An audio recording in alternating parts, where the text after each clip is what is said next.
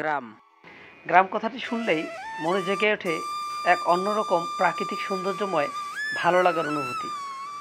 গাছে গাছে পাখির কিচিরমিচির শব্দ, ছোট নদীর পানির কল্লোলিত ঢেউ, চারিদিকে সবুজের সমারোহ, রাতে ঝিঝি পোকার ডাক, জোনাকির আলো, গাছের তলায় মৃদু প্রাকৃতিক বাতাস, পুকুর ভরা মাছ, মাঠ ভরা ফসল, নিস্তব্ধ সুন্দর কোমল একটা পরিবেশ নিয়ে গঠিত সে গ্রাম।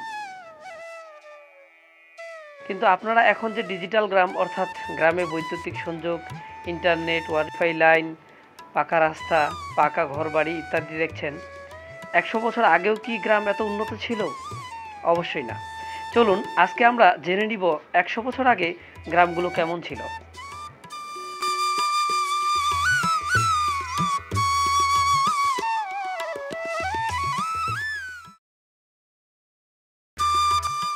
১০০ বছর আগে গ্রামগুলো ছিল ছোট, নিরিবিলি পরিবেশে অবস্থিত। মাত্র ৫-১০টি বাড়ি নিয়ে এক একটি গ্রাম গড়ে উঠত। হিন্দু মুসলিম পাশাপাশি বসবাস করত। আগের গ্রামগুলোতে ছিল মাটির তৈরি একচালা দুচালা বাড়ি, কারো কারো আবার খড়কুটো বাঁশের বেড়া দিয়ে ছনের তৈরি বাড়ি ছিল। আগে সম্পদশালী ব্যক্তিদের বাড়িতে ছিল মাটির তৈরি একচালা দুচালা বাড়ি, দালান কোঠা ছিল না বললেই চলে। আগের মানুষের সম্পত্তি ছিল অনেক, যার সম্পত্তি বেশি ছিল তাকে গ্রামের লোক জমিদার বলে আখ্যায়িত করত। জমিদারের বাড়িতে সহজ সরল মানুষ বছর অনুযায়ী কামলা খাটত। আগে সম্পদশালীদের বাড়িতে বাৎসরিক কামলা দেখা যেত। যাদের সম্পত্তি ছিল না তারা পেটের দায়ে সম্পদশালীদের বাড়িতে কামলা খাটত। আগে অনেক সম্পত্তি থাকলেও প্রযুক্তির অভাবে চাষাবাদ করতে পারত না, একরে ২ মণ ফসলও হতো না। তাই অনেকে জমি বিক্রি করে সংসার চালাতো। জমি বিক্রি করা হতো বিঘায় ১ টাকা থেকে ২ টাকা দরে। রাস্তা বা বাজারের পাশে জমিগুলো বিক্রি হতো ৫ টাকা বিঘা দরে। অনেকে জমি লিখে নিয়ে টাকাই দিত না। গ্রামের পাশেই ছিল জঙ্গল। আগের টয়লেট ছিল না, তাই জঙ্গলেই মানুষ টয়লেট করত। আগে অনেক গাছপালা ছিল, বাড়ির পাশেই জঙ্গলে থাকতো অনেক ভয়ঙ্কর প্রাণী। অবিশ্বাস্য হলেও এটাই সত্যি যে আগের গ্রামের জঙ্গলগুলোতে বাঘ দেখা যেত। অবাক লাগছে না? দিনে দুপুরে জঙ্গলে বাঘ দেখা যেত। ১০০ বছর বয়সী বৃদ্ধ দাদুর কাছে শোনা যেত গ্রামের পাশে এক সাহসী লোক ছিল, একাই সব জায়গায় যেত, সব সাহসী কাজ করত। একাই একদিন জঙ্গলে গিয়েছিল শুকনো কাঠ আনতে। হঠাৎ ক্ষুধার্ত বাঘ আক্রমণ করে লোকটির উপর। অনেক চেষ্টা করে নিজেকে বাঁচানোর, নিজেকে রক্ষা করতে সক্ষম হয়, কিন্তু পরক্ষণেই লক্ষ্য করে পেছনের অংশে বাঘ আঁচড় দিয়ে মাংস ছুটিয়ে নিয়েছে।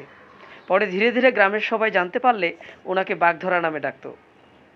আগের মানুষের একটা বদভ্যাস ছিল, আসল নামে না ডেকে ছন্দ নামে ডাকত। যে নাম ধরে ডাকলে বেশি বিরক্ত হতো সে নাম ধরেই মানুষ ডাকিয়ে জ্বালাতন করতো বেশি। আগের মানুষের নামও ছিল অন্যরকম। যেমন যে বাচ্চাটি ছোটবেলায় বেশি কান্না করতো তার নাম রাখা হতো কান্দুরু। যে বাচ্চা হাসতো বেশি তার নাম রাখা হতো হাসা মিয়া। বেশি পাতলা হলে নাম রাখা হতো পেলকেটু। বেশি মোটা হলে নাম রাখা হতো মোটাই। বেশি সুন্দর হলে নাম রাখা হতো সুন্দর বা সুরত আলী। বেশি কালো হলে নাম রাখা হতো কালু, কালা, এইরকম জবের আলী, খবের আলী, চান্দু, টাকলা, কুলে, নসি, খসি, মসি, ভুটিয়া, বড়মাই, ছোটমাই, নুনু, নুন্না ইত্যাদি নামের ছিল শ্রী। আগে গ্রামের কোনো উন্নয়ন ছিল না, গ্রামগুলো ছিল জঙ্গলে ভরা। গ্রামের রাস্তাগুলো ছিল কাঁচা, বর্ষাকালে রাস্তাগুলোতে কাদা হতো আর চৈত্র মাসে বালু উঠতো রাস্তাগুলোতে। আগে গ্রামে কোনো কারেন্ট ছিল না, গ্রামের মানুষ অন্ধকারে থাকতো। রাতে তারা মশাল জ্বালিয়ে রাখতো, বাইরে গেলে হাতে মশাল নিয়ে বেরিয়ে পড়তো। মশালের পর ২ দশক পরে গ্রামের মানুষ কুপি ব্যবহার করত। কুপি কেরোসিন তেল দিয়ে জ্বলে। পরবর্তীতে গ্রামের মানুষ হারিকেন ব্যবহার করত। কুপি ও হারিকেনের আলোতে পড়াশোনা করত। কুপি ও আর হারিকেনের আলোতে পড়াশোনা করে আলোকিত হয়েছে অনেকের জীবন। তারা এখন এসিতে বসে এনার্জি বাল্বের আলোতে অফিসারের দায়িত্ব পালন করে। তারপর মানুষ মোমবাতির ব্যবহার শিখল। তারপরে ৯০ দশকে এলো পেন্সিল ব্যাটারি চালিত লাইট। বড় বড় লাইটগুলো বড় বড় ৩-৪টি ব্যাটারি দিয়ে জ্বলত। আগে গ্রামে কোনো টেলিভিশন ছিল না, মানুষ রেডিওতে খবর শুনত। গ্রামের সকল লোক একসাথে এক বড় বটগাছ বা আম গাছের তলায় বসে খবর শুনতো রেডিওতে। মাঝে মাঝে উর্দু, পাকিস্তানি, হিন্দি গান শুনতো। মুক্তিযুদ্ধের পরে অর্থ সম্পদশালী লোকেরা বাড়িতে সাদা কালো টেলিভিশন ক্রয় করে। টেলিভিশন ব্যাটারি দিয়ে চলতো। সাদা কালো টেলিভিশনে বিটিভি চ্যানেলে প্রতি শুক্রবারে সিনেমা হতো। কয়েক গ্রামের লোক আসতো টিভিতে সিনেমা দেখতে। আগে কোনো মোবাইল ছিল না। মানুষ এক জায়গা থেকে অন্য জায়গায় খবর পাঠাতো চিঠির মাধ্যমে। দূরত্ব অনুযায়ী এক চিঠি গন্তব্যস্থলে পৌঁছাতে সময় লাগতো 15 থেকে 30 দিন। একটি চিঠির উত্তর পাওয়া যেত 25 থেকে 40 দিন পর।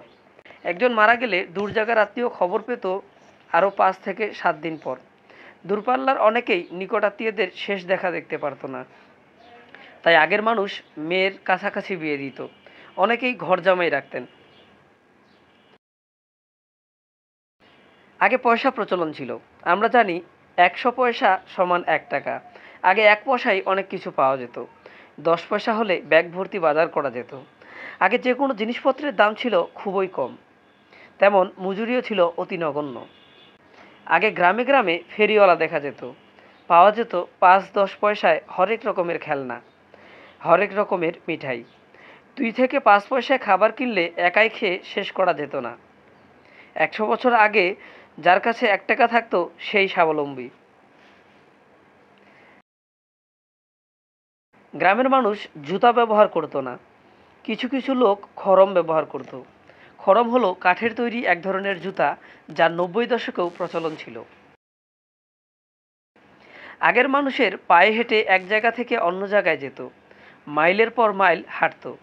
দূরপাল্লার রাস্তা 2 থেকে 3 দিন হেঁটে যেত, প্রায় 60 থেকে 80 কিলোমিটার। কাঁধে একটি ঝুলি নিয়ে যেত, যেখানে খই, মুড়ি, চিড়া, গুড়, কলা ইত্যাদি থাকতো, প্রতিমধ্যে খাওয়ার জন্য। পরবর্তীতে গরুর গাড়ির প্রচলন শুরু হলে মানুষ গরুর গাড়িতে করে এক জায়গা থেকে অন্য জায়গায় যেত। গরুর দামও ছিল অতি নগণ্য। 100 বছর বয়সী সেই দাদু বলতেন ওনার শ্বশুর নাকি 12 টাকায় 2 জোড়া ষাঁড় কিনেছিলেন লাঙ্গলের জন্য। গরুর গাড়িতে বরযাত্রী যেত। সবাই একসাথে আনন্দ করতে করতে যেত।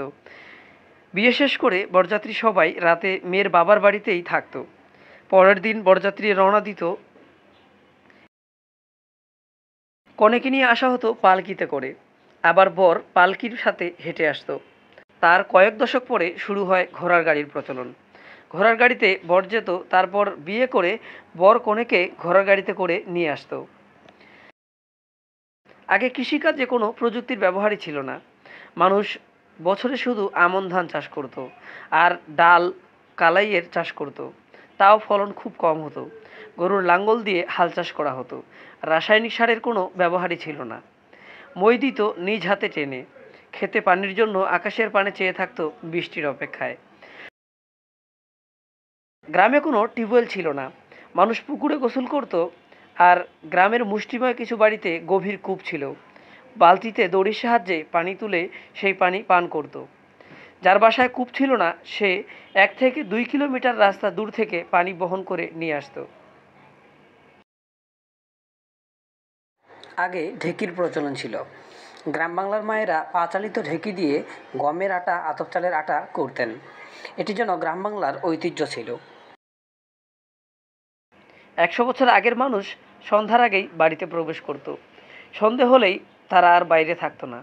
গ্রামের রাস্তাঘাটে, আমতলায়, বটতলায়, গাছতলায় নাকি ভূত দেখা যেত। গ্রামের সবার মুখে শুধু ভূতের গল্প শোনা যেত।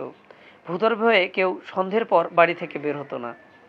100 বছর বয়সী সেই দাদু বলতেন একদিন তার খালা নাকি রান্না করছিলেন। সন্ধ্যাবেলায় রান্নার ঘ্রাণ চারিদিকে ছড়িয়ে পড়ে। রান্না শেষে কেউ একজন খালাকে বলে, ভাবি, রান্নার ঘ্রাণ চারিদিকে ছড়িয়ে পড়ছে, তা কী রকম রান্না হয়েছে দেন তো একটু চেখে দেখি। এই বলে কেউ একজন রান্নাঘরের বেড়ার ফাঁক দিয়ে হাত বাড়িয়ে দিয়েছে। খালা লক্ষ্য করলেন হাতটি স্বাভাবিক মানুষের হাত নয়, কারণ হাতটি উল্টানো, ভূতের মতো বাঁকানো। খালা খুবই চালাক ছিলেন। তিনি বুদ্ধি খাটিয়ে চামচ গরম করে ভূতের হাতে লাগিয়ে দেন। ভূত ওমাগো ওমাগো করে চিৎকার করতে করতে হারিয়ে যায়।